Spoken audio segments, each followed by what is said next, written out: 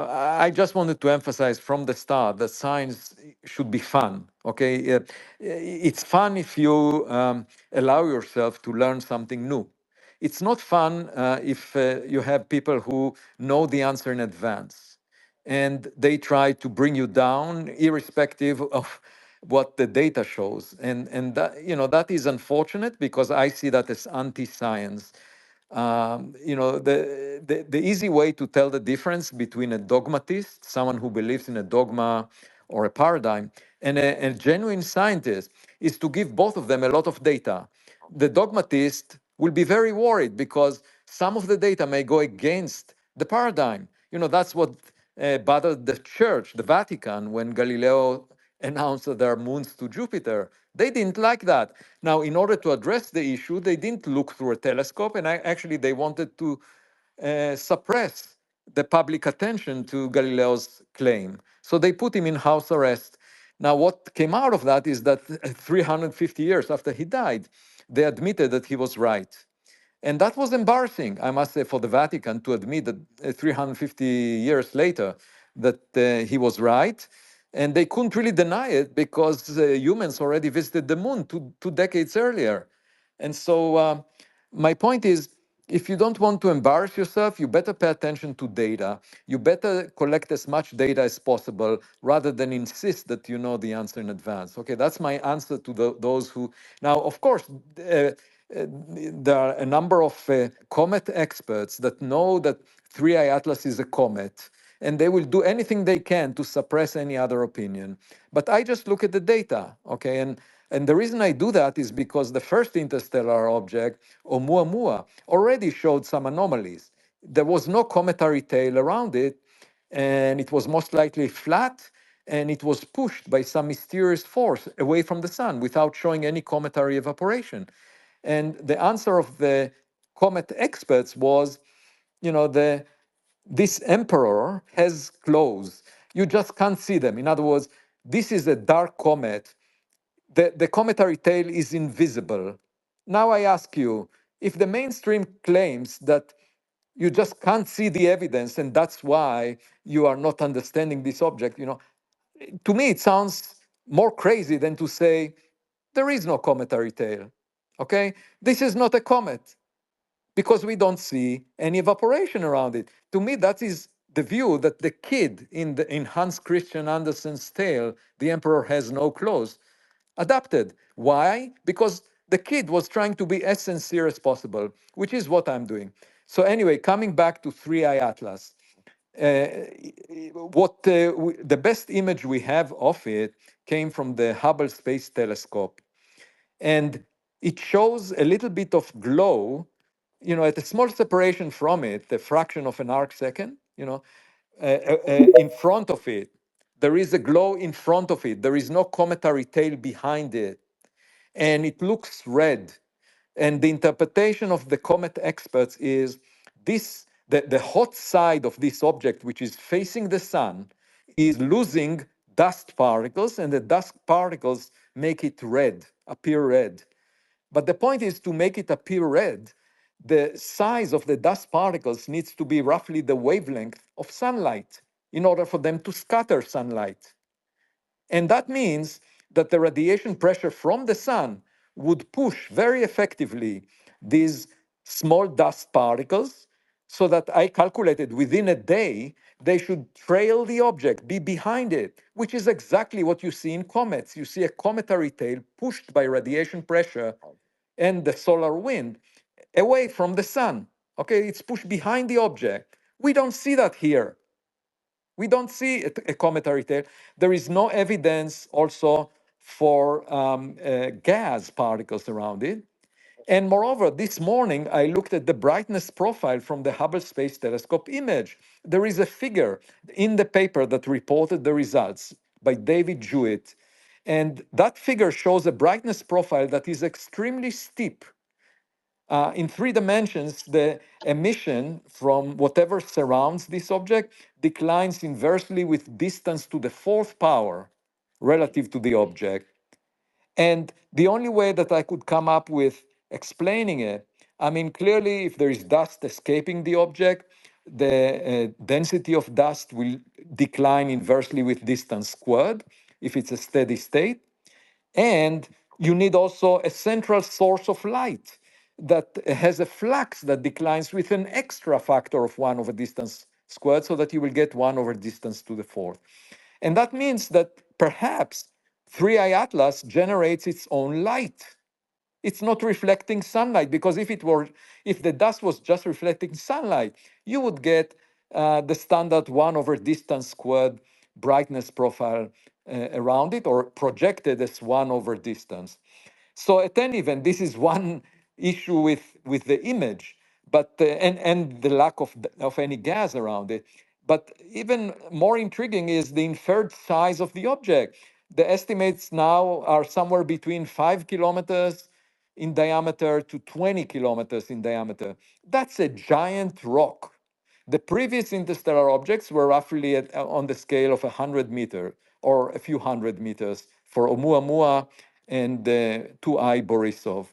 So it's very unlikely that you have similar number of rocks that are 100 meters and 10 kilometers. It makes no sense. I mean, because in the solar system, you have 100,000 objects that are 100 meters in size for every object that is 10 kilometers. So we haven't seen 100,000 Oumuamuas before we saw this one. There was Oumuamua, Borisov, and this one. That's it, 3. And the other problem is that if you have a 10 to 20 kilometer object, that's a giant rock, and it was delivered to our vicinity within the last decade. And if you do the calculation of the reservoir of rocky material in interstellar space, you find that such a giant rock should not be delivered to our neighborhood more frequently than once per 10,000 years. Okay, so how is it possible that we suddenly see a giant rock? There is not enough rocky material in interstellar space to give us such a giant package. And one possibility is that this object actually was not made of rock, but it targeted the inner solar system, so it has nothing to do with the reservoir of rocky material. And then you look at the trajectory of this object, and what do you see? You see, indeed, the trajectory is very fine-tuned. It lies in the plane of the planets around the sun, within 5 degrees. And the chance for that happening at random is 1 in 500, if you do the calculation. So it lies preferentially where the planets are. You just look at the illustration of the trajectory, you will see it's amazing. It just goes straight into the plane of the planets. And in addition, the timing of the arrival of this object is fine-tuned for it to come close to Mars, Venus, and Jupiter. So if you say, okay, suppose I adapt this trajectory, and by chance it happens to be lined up with the planets, but I play with the arrival time, I just change the arrival time, then the chance of it passing so close to Mars, Venus, and Jupiter is 1 in 20,000. And then the question is, was this trajectory designed? Is there a reason for it? Was there an intelligence behind it? And I'm just asking the question. Now, asking this question should not be banned. Any question can be asked in science. The scientific method is about finding the answer to the question using evidence. That's all. But instead, comet experts ban asking this question. The editor of an astronomical journal asked me to remove a sentence that indicates that it may be technological in order for my paper to be accepted for publication. And I find that, censorship not very different from the mentality of the Vatican, 400 years ago. And we are talking about modern science. Like, what would this sentence do? How much damage can it do to the scientific discourse if my paper includes a sentence saying this object may be also of technological origin? Like, why is that so difficult for the editor to accept? But that was a fact.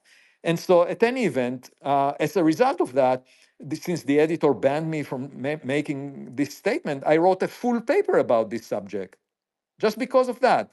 I will not bend down just because a person doesn't want me to speak about it. So I wrote a full detailed paper listing all the reasons why 3I Atlas may be technological. And to me, this dynamics that I went through over the past month shows the weakness of modern science, where you have the community of particle physics willing to work on extra dimensions, string theory for 40 years, ideas that are not being tested. And that's a community of more than 1,000 people, of the most qualified physicists in the world. So that speculation gets traction and respect.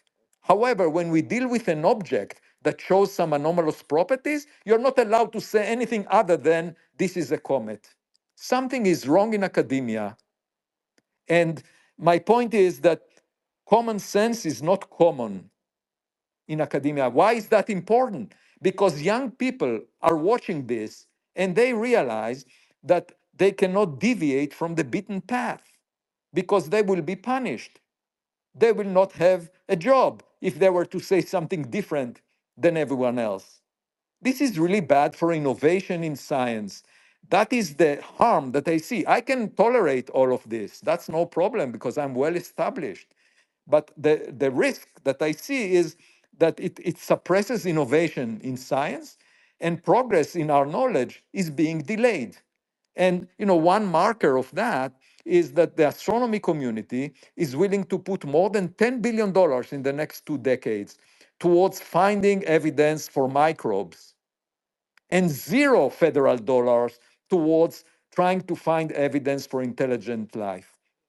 And you just think about it, we know how our home looks like, the Earth Sun system. And we see a lot of other houses, analogous to the Earth Sun system, in the Milky Way galaxy. There are probably billions of them. So we know they exist out there.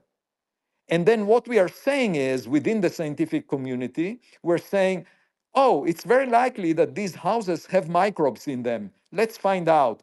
Just think about it. Finding microbes in a house at a large distance from you, that is very challenging. Even if we find molecular fingerprints, of oxygen, water, methane, and so forth, it will not be conclusive because you never know whether these gases are made by geological processes or something else.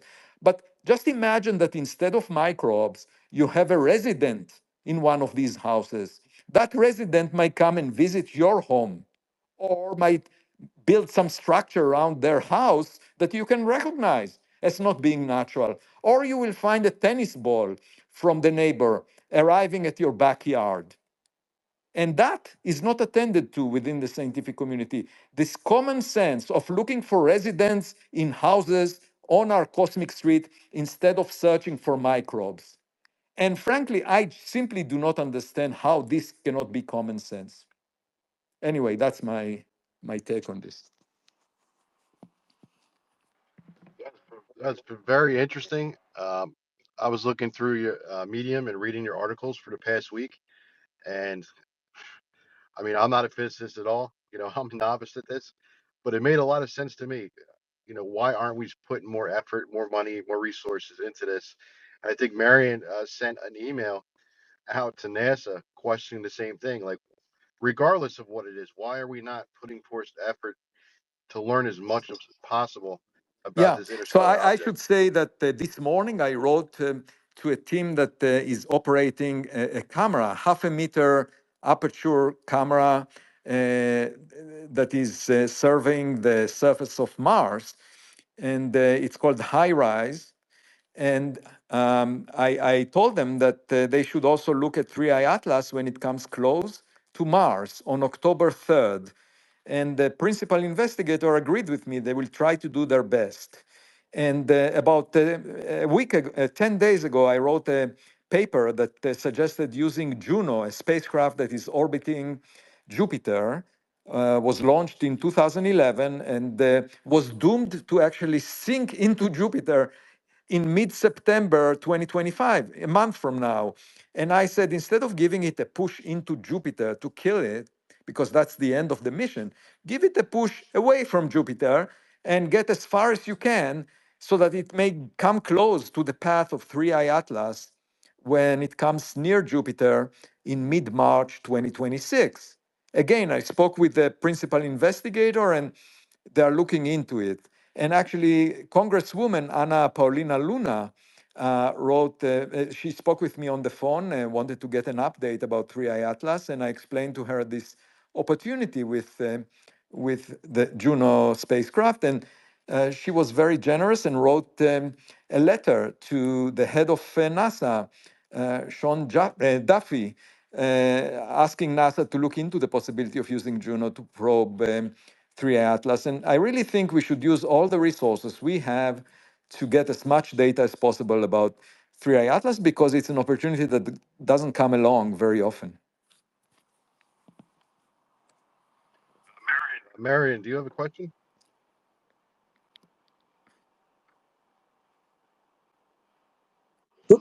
I'm sorry, I missed what you said. I didn't know if you had a question or if you agreed what the doctor was saying.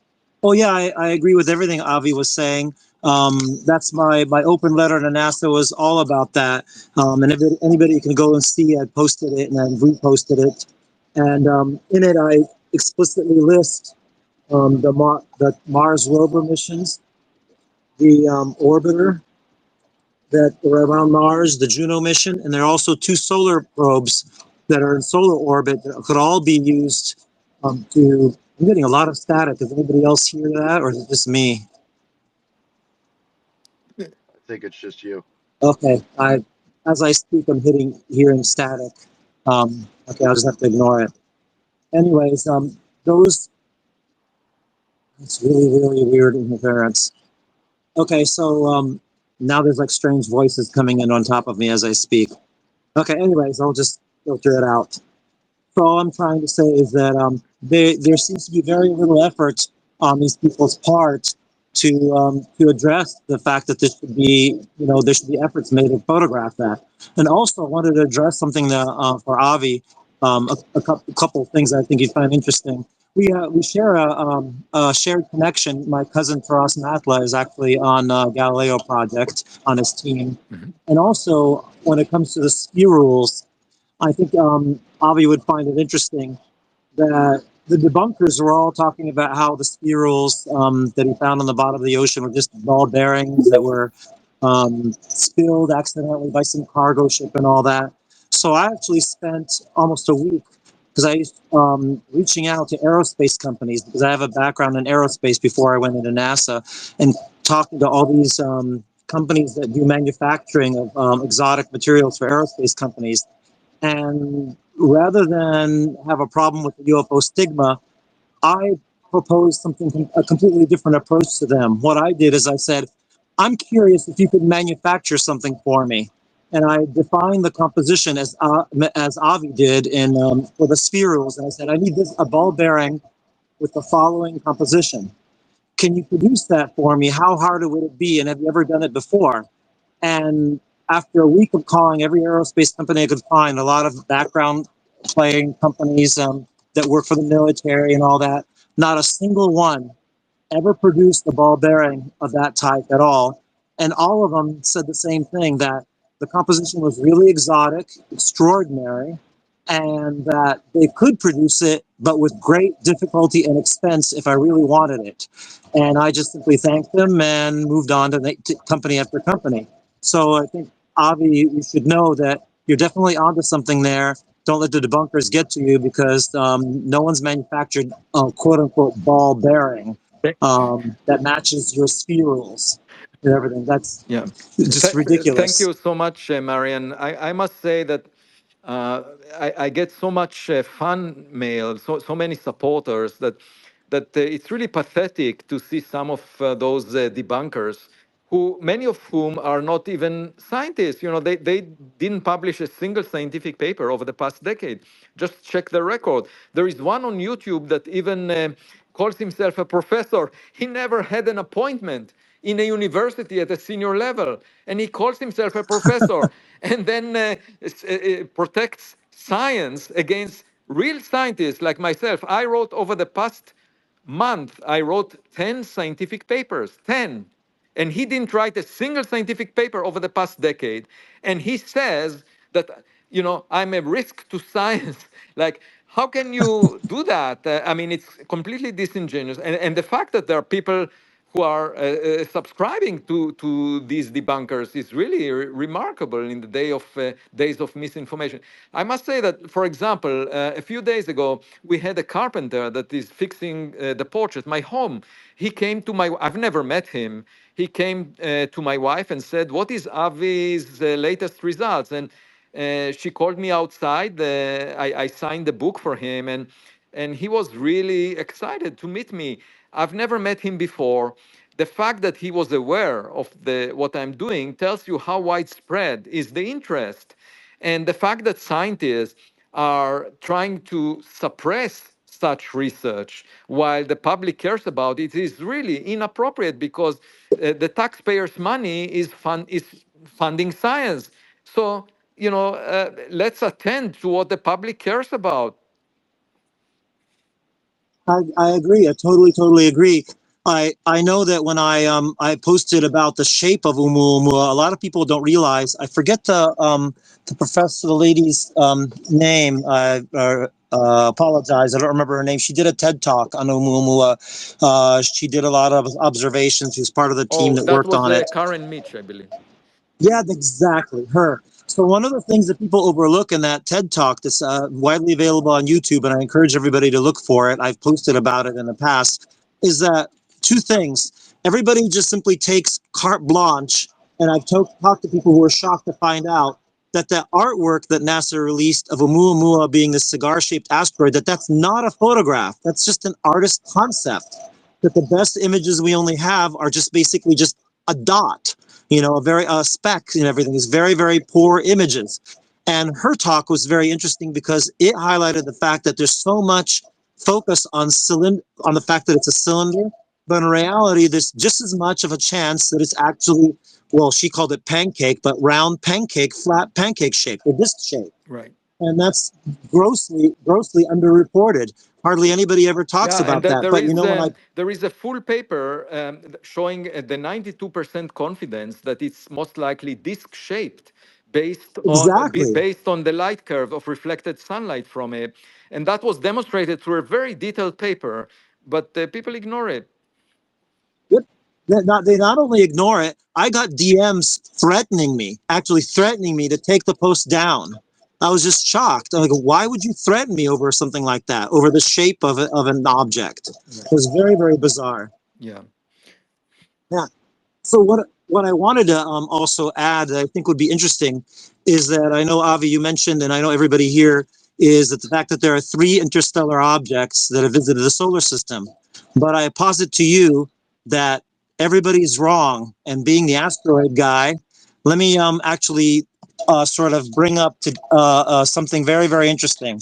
And you can look it up. There's an asteroid named asteroid 51404-107. I'm going to pronounce this as best I can. It's a long Hawaiian name. Kaepaoka'awawela, which means mischievous of Jupiter in Hawaiian. Now, why do I bring this up? This asteroid was discovered November 26th of 2014 by Pan-STARRS, okay? So this is before all the excitement of 2017 and everything else that came with UAP, UFOs and all that. It's a Centaur asteroid. There are about 500 known. So people will say, well, so it's a Centaur asteroid. What's so special about it, Marian? Centaur asteroids, for people who may not be familiar, are asteroids that orbit between Jupiter and Neptune. They probably are objects that have been perturbed or bumped from the Kuiper belt into these orbits. And like I said, there are about 500 of them. They're very short-lived objects, but when I mean short-lived, I mean on the order scale of millions of years. So why would I bring up, I'm just going to shorten the name to just asteroid 514-107. Okay, so why would I bring that asteroid up? It is in a retrograde orbit. It is the only Centaur asteroid in a retrograde orbit. It is the only Centaur asteroid in a stable orbit. It is in a 1-1 resonance with Jupiter, which is extremely rare. It is at 163 degrees from the ecliptic plane orbit. And so why am I bringing this up? Because right now, the latest information on asteroid 514-107 is that it is a captured interstellar object. So let me repeat that. A captured interstellar object. It was captured about 4.5 billion years ago by Saturn, perturbed or bumped into an orbit around Jupiter, and it will probably leave. It's expected it's going to go back past Saturn at some point again.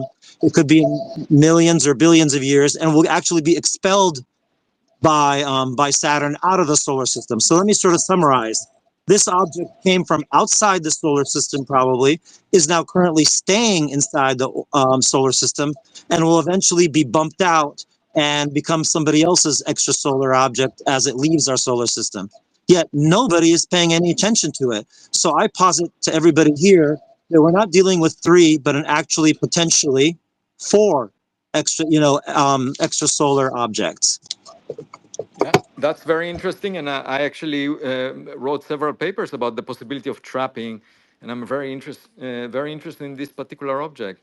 And the advantage is that we can visit it since it's trapped in the solar system. We can go design a mission that will go and collect some materials. I should say there was the Exactly. OSIRIS-REx mission that brought 120 grams from the asteroid Bennu. And even though it was a rock, over the past year, laboratories found most of the amino acids that are the building blocks of life on this rock, the asteroid Bennu, based on the 120 Exactly. grams. So the question is, if do we have an interstellar object that we can land on and bring material from, if it's even if it's a rock, we can check whether the building blocks of life as we know it exist there because it came from another star far away, and going to that star would take us a long time. And here is an object that made the trip. If, on the other hand, it's not a rock, but a technological object, then we might be able to press a button on it. Exactly. I exactly agree. And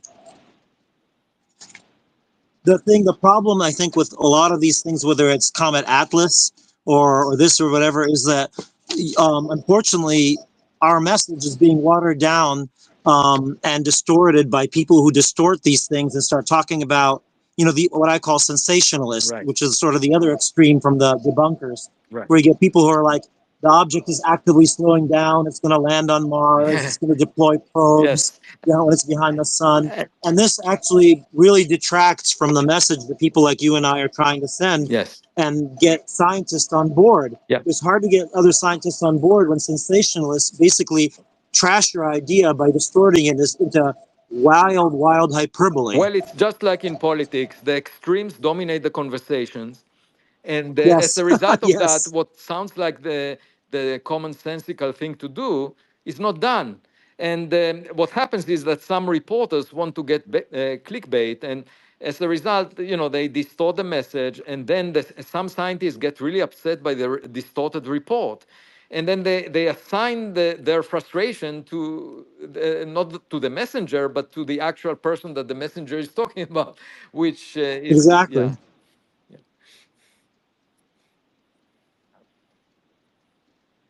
Okay, we'll be glad to answer any questions that people may have. Same here. Yeah. I'd be happy to answer questions. I got a question for you, Okay. Avi. You mentioned that in another article, what if we find out it is an alien technological artifact? How would that change in the fact that we don't have any worldwide plan, um, if it was hostile or regardless of what it is, we have no Right. plan. Actually, I wrote a full essay just a couple of days ago with how to respond, what to do. And I came up with 15 points, 15 points that need to be followed because we think about existential threats from artificial intelligence, from global climate change, from an asteroid impact. We don't discuss alien technology. And I'm just saying, suppose we have a wake up call, okay? Suppose 3i Atlas or an object like it ends up being alien technology. How do we respond? Now, this is very different from getting a radio signal, the way you see in the script of Contact, the film, if anyone saw, Exactly. where you have plenty. So if it's coming from thousands of light years away, you have plenty of time to decide what to do. But here, if you have a visitor in your backyard, you need to decide how to respond, because that visitor may knock on your front door, okay, in a short while. And there needs to be some international organization that makes policy decisions. And I think it needs to be coordinated among nations, because that affects all of humanity. You know, we are all in the same boat. And if someone rocks the boat too much, then we may all drown. It's just inappropriate to allow anyone to, you know, engage with an extraterrestrial technological object. So there needs to be a body, some organization that is getting to a consensus as to how to respond and deciding what to do. And of course, no nation is allowed to use that encounter to damage another nation. I mean, we should all work together in cooperation on this. And you know, eventually, when the dust will settle, there would be huge implications for the future, because you know, think of it, you know, as a planetary defense system. We will need to make sure in the future, based on the experience that we have in the first encounter, that we are monitoring both from Earth, but also we might deploy spacecraft that orbit the sun, that monitor from different places, and maybe even going away to the outskirts of the solar system, and alerting us, and also potentially intercepting any incoming object that may be a risk to humanity. And there are lots of issues to be discussed. This is not a subject that is attended to, because government is often focused on national security. And here we're talking about international security. Yeah, it's totally true. It's not just that. I know when I worked on the asteroid search project, PCAS and INAS, while I was at JPL, I had an interesting encounter at one point when I was my PI was on Eleanor Helene was on vacation, and I was running the show, so to speak.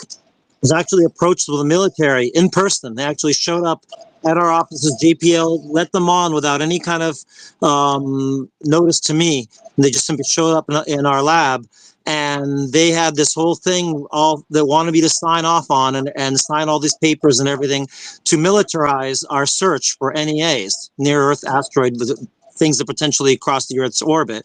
So I started exchanging words with them. I go, we don't want to classify our work. Why are you here to classify our work? And one thing led to another, and they finally just simply said, well, we're interested in is these NEAs are very convenient. They could be bumped into an orbit around Earth, and we could put them in a geostationary orbit and use them as potential weapons. So your work has national security implications, and so we want to classify everything you guys are doing, and we need you to sign these papers, including these NDAs and blah, blah, blah. And I basically had them escorted off and kicked out, and got really, really heavy flack. When my PI came back, she heard from Washington. She's like, what the hell did you do? I'm like, and I told her, I go, look, we started as cavemen throwing rocks at each other who were liable to perish by throwing giant rocks at each other. This is absolutely ludicrous. I go, I won't stand for having our work classified and into some kind of distorted program like that. And I'm hoping that you as the PI agree with me. And she did, and we didn't, and our work stayed public. So I just wanted to add that in. That's great. And NASA has, of course, a planetary defense section, but they only consider objects that follow gravity, like rocks that may hit the Earth. And just imagine how different is a technological object that it can maneuver, that has some intelligence, be it either natural, biological, or artificial intelligence. But in that case, the interaction with it would be very different than a rock. And not much thought was put into that. So now we're entering a new era where we will discover with the Rubin telescope an interstellar object every few months. And we just need to keep in mind that, you know, there is a chance that one of them might not be a rock. Exactly. I agree 100%. Any One other more question questions? before we go. One more question before Yeah, we go to raise hands. Uh, Avi, what's your feelings or your gut feeling on this possibly being an alien artifact? And when would you be even more Right. sure? At what So time? I made up a new scale that is now called the Loeb scale. There is actually a paper about it on the Astrophysics Archive. This Loeb scale gives a rank of 0 to an interstellar object that is definitely natural. For example, if you see a comet with a cometary tail and just like 2I Borisov, or you see an asteroid that is definitely an asteroid, you give it a 0. And then if you see an object that is definitely technological, for example, it maneuvers or it broadcasts a message or it has some artificial lights emitted from it, then you know for sure that it's technological. And you give it a 10 on the Loeb scale. And in between there, I defined what 1, 2, 3, 4, 5 mean. And what do you need in order to give a certain rank to a given object.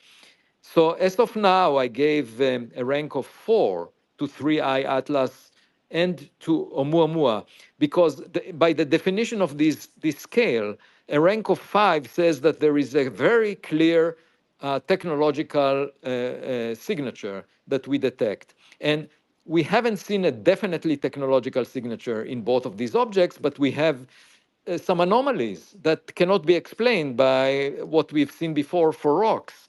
So that's why they are at 4. But the thing about science that needs to be understood that it's work in progress and it reflects the data that we have.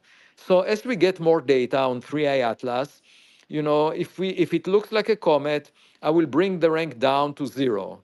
Okay, but if it looks like a spacecraft, I will bring it all the way to 10.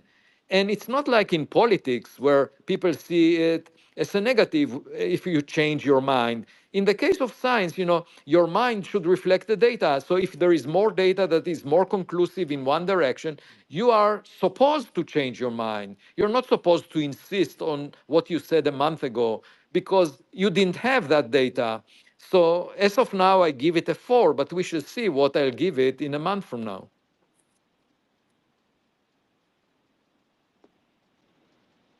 Thank you for explaining that. That's definitely very interesting, and that's why I I really liked you when I was listening to you explain that. You go, everything's by data points, not by opinion, not by feelings. So that's why I like following your stories and your articles that you're printing out almost every day because it's all Yeah. factual, no feelings, no Well, emotions. my point is Um, that science is better than politics. It's not, you don't need to be liked. If you're describing reality, it doesn't matter how many people subscribe to it. When the Vatican put Galileo in house arrest, they didn't know it, but the Earth moved around the sun for 4.5 billion years before that, and the Earth didn't change any its trajectory. 4.5 billion years moving around the sun. The Vatican claimed no, no, no, the Earth is at the center. It didn't matter at all. The Earth continued to move in the now. Whether we have a neighbor, whether an object that enters the solar system is technological, this fact has nothing to do with how many likes this idea gets on social media. That's why I don't have any footprint on social media. You arranged for me this X profile that I have here, and because I don't care what people say, it's completely irrelevant. We should just get as much data as possible and figure out what this object is. I think it's interesting. There's a side story about Galileo that's kind of fascinating that illustrates exactly what Avi and I are talking about. I don't know, remember the exact specifics, but it goes something like this: that at one point, Galileo, after he had discovered the so-called Galilean moons around Jupiter, the four big moons around Jupiter, he invited a number of religious leaders to his telescope to actually look through the telescope, and each one took a turn looking at through the telescope to see that something else is going, because at that point, like Avi was saying, everybody thought that everything revolved around the Earth. It was geocentric. So each one took a turn, looked through the telescope and said, nope, I don't see anything. I see nothing. One by one, they said, I see nothing. So the evidence is right there in front of them, and they still said, I see nothing. And I think that speaks volumes because it kind of applies even now. Yeah, and just look at it from a distance. The Earthlings, people on Earth, may say nonsense. Who cares? Whatever is out there. Like if you have neighbors on your street and you insist to your family that there are no neighbors. You can do that until someone knocks on the door, and then you will be embarrassed.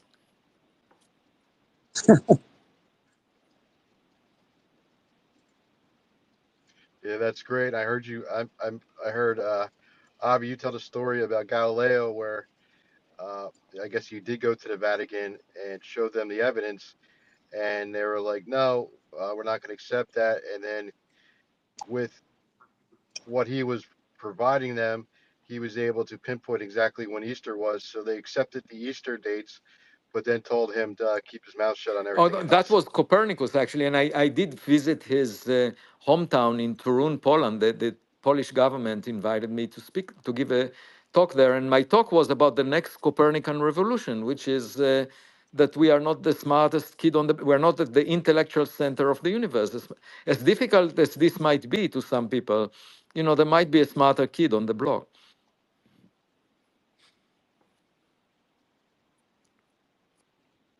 Thank you. I don't know who had their hand up first. I believe it was Danielle. Go ahead, Danielle. Hi, yes, it's nice to meet you.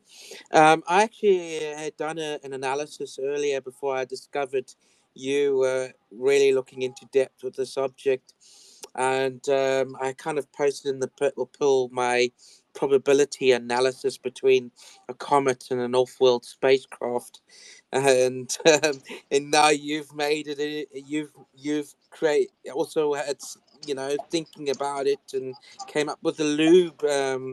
I mean, I'm sorry if I killed your name. That's okay. How do you? Loeb, that's okay. That's okay. Loeb, Loeb. Okay, sorry.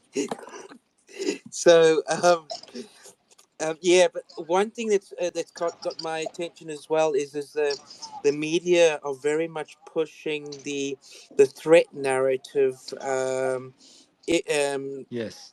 about the subject, and I am a member of the Alliance of Extraterrestrial Diplomatic Contact, who's part of, which is involved in organizing and developing an embassy for extraterrestrial public first contact. So um Yeah. so Yeah, this is very interesting what you're saying. I mean, I think the reason that the threat was highlighted and that it becomes viral in the public is because people, for the same reason that Americans like horror movies. That people are attracted to a narrative that is about threat. Exactly, I agree. It's kind of like what they say in the press: if it bleeds, it leads.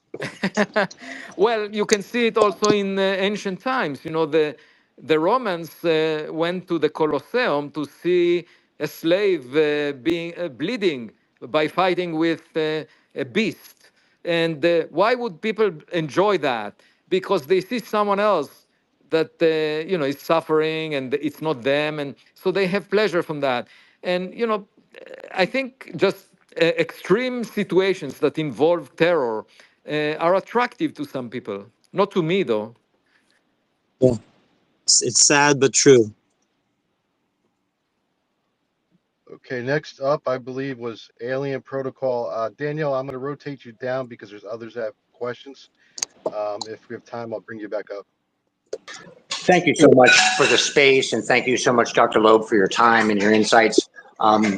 Another little interesting thing I thought was really poetic about Galileo is that he lost his vision. He went blind, although he saw further than anyone else, which was kind of poetic. With things in our solar system, Dr. Loeb, that are like Enceladus spewing water into space, do you think we're not doing enough research to try and find microbes and microbials that might just be in space itself and not necessarily locked into water inside a planet or Yeah, moon? definitely.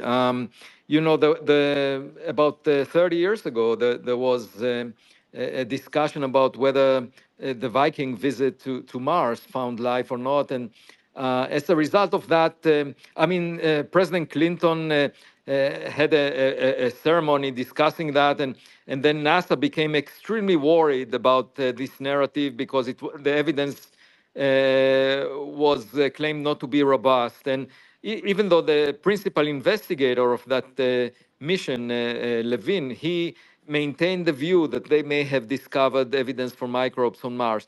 But what is really disheartening is that NASA never repeated the experiment, or they didn't do better. They didn't go to Mars and put a drop of water into the soil to see what gases are being released, whether it activates any life bearing dormant microbes there.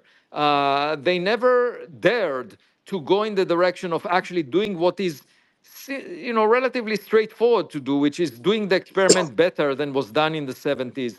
And this is really unfortunate. And I asked the head of the science directorate at the time about it, and he just said nobody proposed.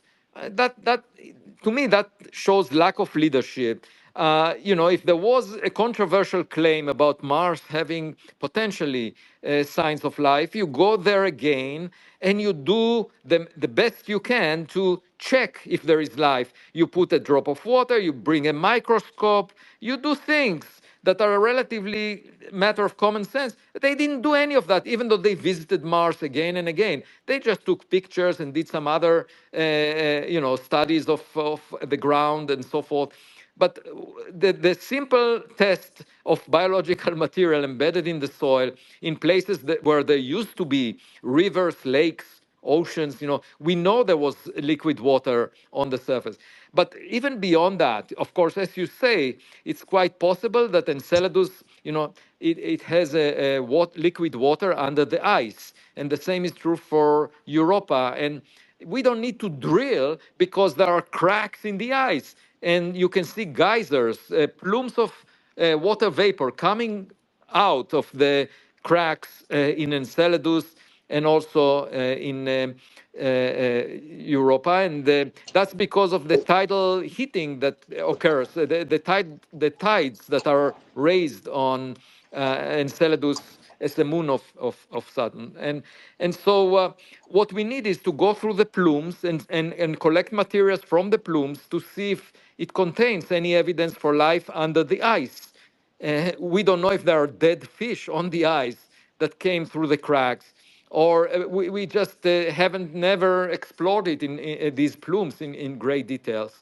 And the other thing is that there is another object in addition to Earth that has liquids on its surface. The only other object in the solar system right now, in addition to Earth, and it's not liquid water, it's liquid methane and ethane on the surface of Titan, a moon of Saturn. And there will be a mission by NASA to visit Titan. But what I would do is go fishing there and check if there is any fish in those liquids, because that would be life as we don't know it. So to answer your question, yes, there are places in the solar system that have environments that could have been conducive to life, most notably Mars, because it has conditions very similar to Earth until it lost its atmosphere about 2 billion years ago. So we should definitely check. And but unfortunately, the NASA authorities are very reluctant to dare and do the most obvious things. And I just don't understand this hesitation. That's true, and Thank you, I Dr. think, Loeb. Thank you. and I'd like to add that if I may, with the Viking mission, everybody always talks about the biological search that was done. When I was working at the Jet Propulsion Laboratory for NASA, after I finished my asteroid work, I moved on to being on some of the flight mission teams for Voyager 2 at Neptune and things like that. But I also managed the Planetary Image Facility back in its heyday when it used to archive all of NASA's imagery. One of the things that I worked with a lot was with other planetary geologists with the Viking data. It's not just Viking orbiter, but Viking lander. And what's interesting is to sort of dovetail off of what Avi was saying, was that everybody's focused on the biological experiment, but they are not aware that there was actually an imaging experiment that was done. Because of the cameras, they had a pair of cameras in order that they could take stereo images on the Viking landers. And the cameras would move in an up and down the mirror. They would be having a mirror inside the aperture that would move up and down, and it would scan and then that would be bumped incrementally, and an image would be built. So what someone had come up with, one of the engineers and everything, and scientists and the team early on, was what if we took that camera and rather than panning all the way across to build a panorama, was held the camera stationary and actually just built an image that was just a series of lines going across vertically. And if anything crawled across the surface, even slowly, it would come across as a smear in the image. That's a life search that was done actually on Viking Lander. The pictures were only done, sequence was only done at the very beginning of the mission and was never repeated. Why not? So what if something crawled in front of the cameras later? If there was some sort of silicone-based life or other life and everything.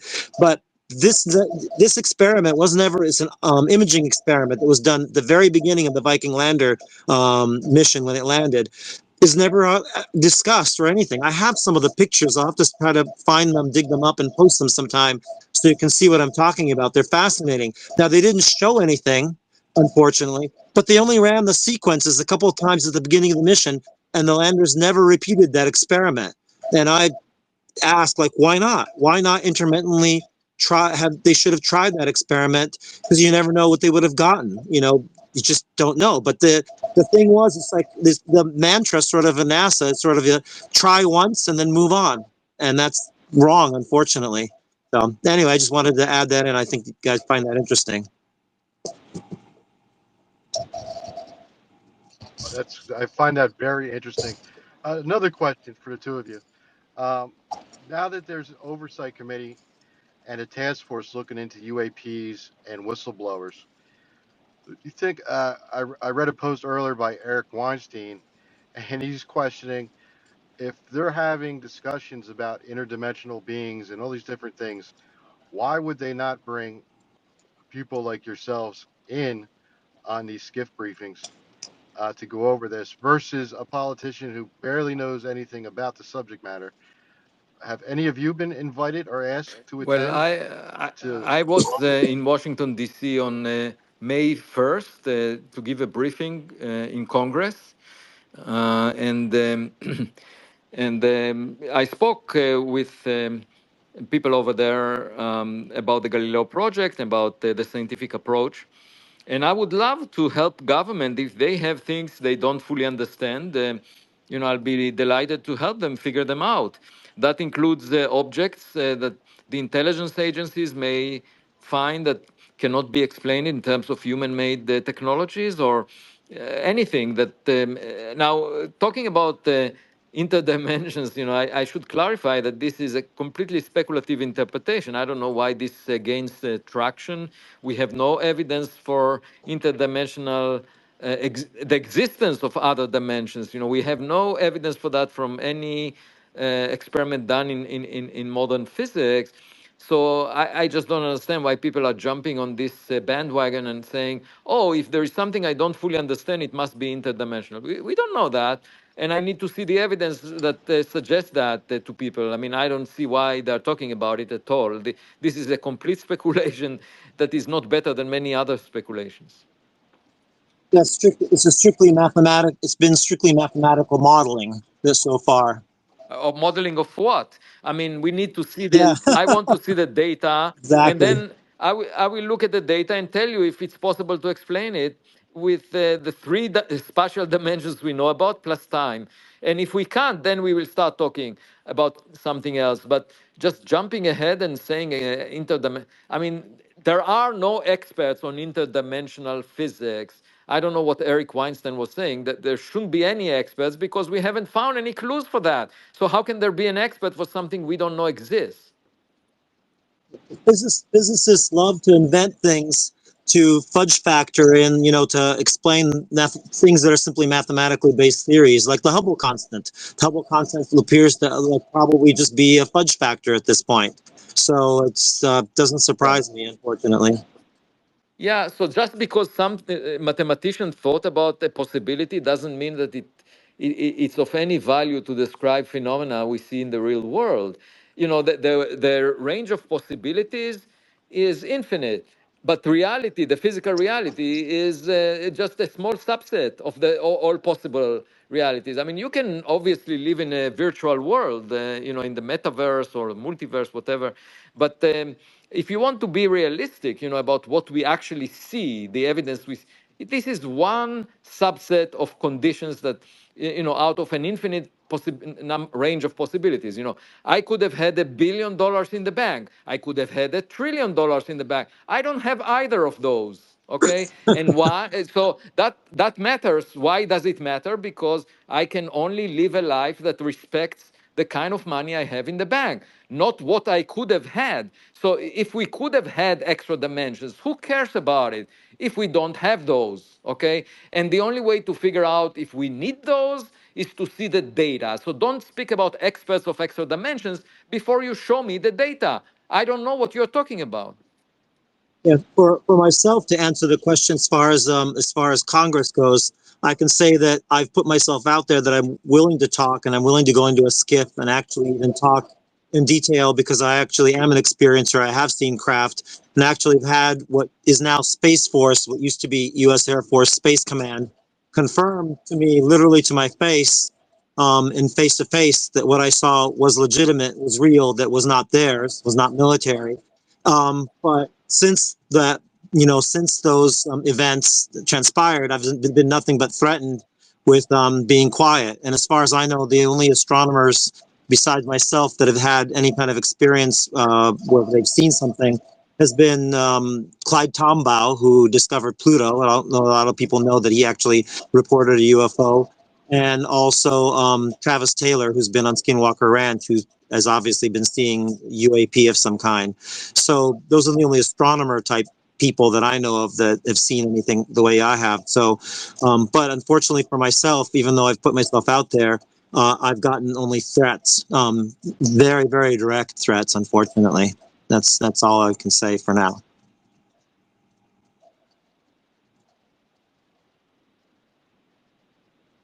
Very, very interesting. That seems to be a common thing. The threats. I did speak with someone on here who had seen a UAP, and yeah, he's getting a lot of threats, a lot of following around by unmarked vehicles, and a lot of harassment. Definitely a lot of harassment. So it's definitely not right. Go ahead, John. Do you have a question? Yeah, sorry, just give me 5 seconds. So, what a Mav Pop guy. Louise Edge Goose, for real, Stephen Imbarrato, Avi Loeb, Thunder, Corey B, Marian, everyone else pulling up the Tailspin, Professor Avi Loeb. I just want to say, Avi, thank you for coming into space, taking out your time. Thank you for having this space because I feel like it's a space that people should be open to hearing about. Whether you believe it's a comet, whether people believe it's a extraterrestrial life, just being in here listening to people who know what they're talking about should open their eyes to them. And I just want to say, um, I'm sorry that you were dealing with that, Marian, with the people who were following you unmarked around. It sounds like a person like Derek Bros, if that's who you're referring to, Mav. Um, but yeah, that's just terrible. And the well, in my honest opinion, I mean, my opinion might not mean shit. Like you can say doesn't matter or anything, but uh, I don't believe it's a comet, and I feel like we should all just maybe look at it through data points, like Avi was saying, not just through whatever the news is saying, not through what an article is saying, but just look at it and use some critical thinking. Thank you. I agree with you. Um, I need to leave to another commitment. So I just wanted to thank everyone for the excellent questions and comments, and especially Marian. A really pleasure to speak with you. Pleasure to meet you Uh, too. and everyone else. Thank you so much, and I hope that in the coming months we'll know more, and that the future will not be the same as the past. Okay, we can. I'm often asked, "What do I want to be remembered by?" And I say, "My future work." Not my past work. In the future, we might discover things that we never thought exist because our imagination is very limited to what we already had. So as long as we are willing to learn, we will learn something new. And so thank you all, and I hope to join you again in the future when we know more. I too, Thank you. I was going to say I too need to step away at this point. So I wanted to thank you for welcoming me into this spaces. It was really, really interesting, and thank you everybody for the questions and for the lively discussion. And it was a pleasure meeting you, Avi. Definitely. Thank you, Marian, and let's figure out the truth. Absolutely. Yeah. Thank you both so much for being here tonight. Also, Father and Doc down below, they weren't able to get up and speak, but I definitely would love to have you back when more information becomes available, or if you want to talk about any other topics with astrophysics, because I just find it so interesting, and your wealth of knowledge is, uh, I love it. I love it. So I'd definitely love to have you back in the future. And thank you so much for taking the time tonight, both of you, for being here and to share some real facts, not made up, but real facts in science.